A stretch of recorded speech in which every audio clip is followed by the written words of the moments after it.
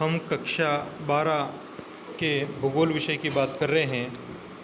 यहाँ पर हम बात करें तो आपके कक्षा 12 के अंतर्गत भूगोल में दो पेपर जो होते हैं, जिसमें आपके पार्ट फर्स्ट यानी कि जो होता है आपके मानव भूगोल के मूल तत्व, और जो पार्ट सेकंड होता है या द्वितीय पार्ट जो हैं उसके अंतर्गत आपको भारत अर्थव्यवस्था और जनसंख्या के बारे में अध्ययन करना होता है। यहाँ पर आप देखें, थोड़ा हम पाठ्यक्रम के बारे में चर्चा कर लेते हैं। जो मुख्य मुख्य बिंदु हैं कि भाई आपको कौन कौन से सब्जेक्ट, कौन कौन से जो टॉपिक हैं उसमें पढ़ना है। तो यहाँ देखिए आप मानव भूगोल के मूल तत्व, तो इसके अंतर्गत आपको मानव भूगोल के बारे में जो बेसिक चीज़ें होती है उनको क्लियर करना है। और इसके अंतर्गत आपको मानव भूगोल का परिचय के साथ ही इसकी जो विश्व की प्रमुख जो ट्राइब्स हैं, जनजातियाँ हैं, उसके बारे में आप पढ़ेंगे। इसके अलावा विश्व की जनसंख्या के अंतर्गत हम विश्व जनसंख्या वितरण, घनत्व, वृद्धि के अलावा हम संरचना और प्रवास और मानव विकास की संकल्पना के बारे में भी अध्ययन विश्व की जनसंख्या जो यूनिट है उसके अंतर्गत हम करते हैं। उसके बाद आपको अधिवास के बारे में पढ़ना होता है, और अधिवास में भी आपको जो है वैश्विक स्तर पर जो मानव अधिवास है उसका अध्ययन आपको करना है। और भारत के संदर्भ में मुंबई की जो धारावी कच्ची बस्ती हैं उसकी एक केस स्टडी के रूप में आपको अध्ययन करना है। उसके अलावा आपको व्यवसाय जो हैं उसके अंतर्गत आपको विश्व के जो प्रमुख मानव व्यवसाय, जिसमें प्राथमिक, द्वितीयक, तृतीयक, चतुर्थक और पंचम मानव व्यवसायों के बारे में पढ़ना है। आगे हम बात करें तो विश्व में परिवहन और संचार की यूनिट के अंतर्गत आपको प्रमुख जो अंतर्राष्ट्रीय सड़क और रेल मार्गों के बारे में, और इसके साथ ही जो जल परिवहन है जिसमें हम प्रमुख आंतरिक एवं महासागरीय जलमार्ग, बंदरगाह, स्वेज और पनामा नहर जलमार्गों के बारे में पढ़ते हैं। और इसी के साथ हम जो वायु परिवहन और पाइपलाइन परिवहन है उसका भी अध्ययन यहाँ करते हैं। इसके अलावा हम अंतर्राष्ट्रीय व्यापार और भारत की भूमिका और आधुनिक जनसंचार के उपकरण जैसे कि इंटरनेट, उपग्रह, मोबाइल वगैरह जो चीज़ें होती हैं उसका अध्ययन करते हैं।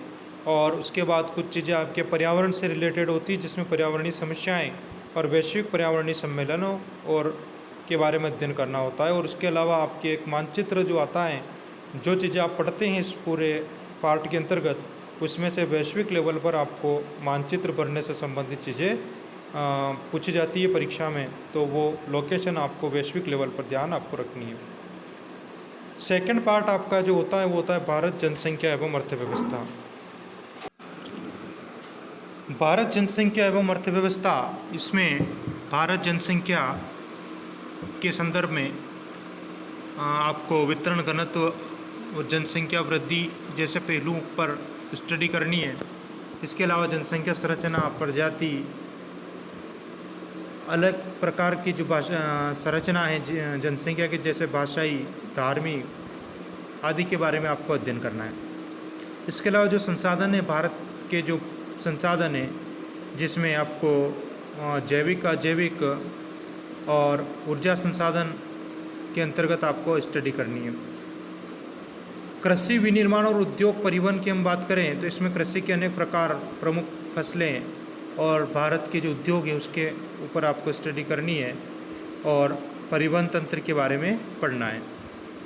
विकास व नियोजन के अंतर्गत आपको विकास और नियोजन के अंतर्गत प्रमुख योजनाएं और प्रमुख कार्यक्रम जो हैं उसके बारे में आपको पढ़ना है।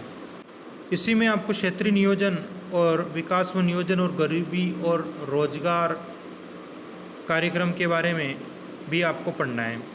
इसके अलावा कुछ राजस्थान के बारे में आपको पढ़ना होगा, जहाँ पर हम बात करेंगे जनसंख्या एवं अर्थव्यवस्था। तो राजस्थान के जो प्रमुख जो परियोजनाएं जैसे चंबल इंदिरा गांधी माई परियोजना के बारे में आपको जानकारी रखनी है।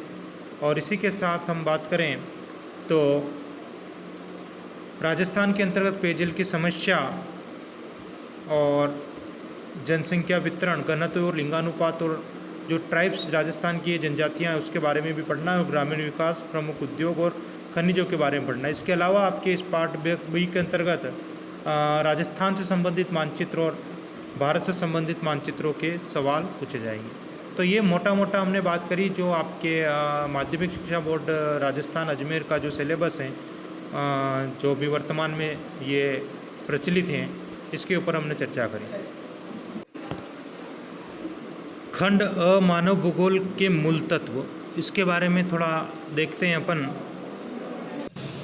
इसमें हम बात करें तो मानव भूगोल प्रकृति व विषय क्षेत्र, ये आपके एक चैप्टर हैं, जो पहला चैप्टर आपके। तो यहाँ पर हम जो कुछ चीज़ें बात करेंगे, जिसमें आप सबसे पहले देखें मानव भूगोल से पहले आप समझें कि भाई भूगोल क्या होता है। तो यहाँ हम भूगोल की बात करें तो भूगोल अपने आप में एक क्षेत्र वर्णनी विज्ञान है। तो देखिए आप भूगोल किस प्रकार से जो है क्षेत्र का वर्णन करता है। भूगोल क्षेत्र वर्णनी विज्ञान है और इसके अंतर्गत हम क्षेत्रीय परिप्रेक्ष्य में तथ्यों का अध्ययन करते हैं। भूगोल पृथ्वी को मानव का घर समझते हुए उन सभी तथ्यों का अध्ययन करता है जिन्होंने मानव को पोषित किया है। यहाँ पर आप एक चीज़ समझें कि भूगोल के संदर्भ में हम बात करें तो भूगोल अपने आप में एक क्षेत्र वर्णनी विज्ञान है और इस क्षेत्र वर्णनी विज्ञान के अंतर्गत हम क्षेत्रीय परिप्रेक्ष्य में तथ्यों का अध्ययन करते हैं। और इसके अंतर्गत और हम बात करें तो भूगोल पृथ्वी को मानव का घर समझते हुए उन सभी तथ्यों का अध्ययन करता है जिन्होंने मानव को पोषित किया है। यहाँ पर आपको भूगोल का जो अर्थ है वो मुख्य रूप से आपको समझ आया होगा। आगे हम बात करें तो भूगोल के अंतर्गत दो शाखाएं हमको दिखाई देती हैं और इसके अंतर्गत हम बात करें तो एक तो हैं आपके भौतिक भूगोल और एक होती है आपके मानव भूगोल। ठीक है, तो हम यहाँ पर इन दोनों शाखाओं के बारे में बात करेंगे। तो भौतिक भूगोल जो हैं वो अपने आप में भौतिक पर्यावरण का अध्ययन करता है। आप यहाँ पर देख सकते हैं कि जैसे मैंने अभी आपको बताया कि भौतिक भूगोल के अंतर्गत हम भौतिक पर्यावरण का अध्ययन करते हैं। और आपके सामने देखें आप यहाँ पे किस प्रकार से जो है आपको नदी है, आसपास की जो भूमि ऊपर जो है दिखाई दे रही है। इसके अलावा और आप समझने का प्रयास करें तो ये जिस प्रकार से आपको पहाड़ दिख रहे हैं और भी आप देखें तो ये जो है तालाब या कुछ नदी वाला क्षेत्र आपको दिख रहा है। तो ये जो सभी हैं आपके भौतिक पर्यावरण के अंग होते हैं और इनका अध्ययन जो है भौतिक भूगोल के अंतर्गत किया जाता है। यहाँ पर हम बात करें अब आगे तो भौतिक भूगोल के अलावा भूगोल की एक शाखा और होती है जिसको मानव भूगोल के रूप में जानते हैं, देखा जाता है। तो यहाँ पर हम बात करें तो मानव भूगोल भौतिक पर्यावरण व सांस्कृतिक पर्यावरण के बीच संबंध, मानवीय परिघटनाओं के स्थानिक वितरण एवं संसार के विभिन्न भागों में सामाजिक और आर्थिक विभिन्नताओं का अध्ययन। मानव भूगोल को और आप अच्छे से समझे तो आप समझ सकते हैं कि जो भौतिक जो भूगोल हैं या जो भौतिक पर्यावरण है और जो सांस्कृतिक पर्यावरण है। अब भौतिक पर्यावरण का तात्पर्य हुआ अभी जैसे मैंने आपको बताया था, पर्वत हो गया, पठार हो गया, नदियाँ हो गई, जिले हो गए, मैदान हो गए। तो ये आपके भौतिक पर्यावरण के अंग होते हैं। और इसके अलावा हम बात करें सांस्कृतिक पर्यावरण की तो सांस्कृतिक पर्यावरण के अंतर्गत आपके जैसे ये मानव हो गए, इसके अलावा अधिवास हो गए। अधिवास जो हैं आपको यहाँ पर जो कुछ अधिवास दिखाई दे रहे होंगे, अगर हम इनकी बात करें तो ये जो हैं आपके सांस्कृतिक पर्यावरण के अंग माने जाते हैं। तो यहाँ पर हम बात करें कि जो भौतिक पर्यावरण और जो सांस्कृतिक पर्यावरण है इसके बीच जो संबंध है वो मानवीय परिघटनाओं के स्थानिक वितरण एवं संसार के विभिन्न भागों में सामाजिक और आर्थिक विभिन्नताओं का जो है अध्ययन करता है। और यही अपने आप में जो है मानव भूगोल होता है। तो विद्यार्थियों आज का जो है हमारा जो ये जो चैप्टर है यहीं तक।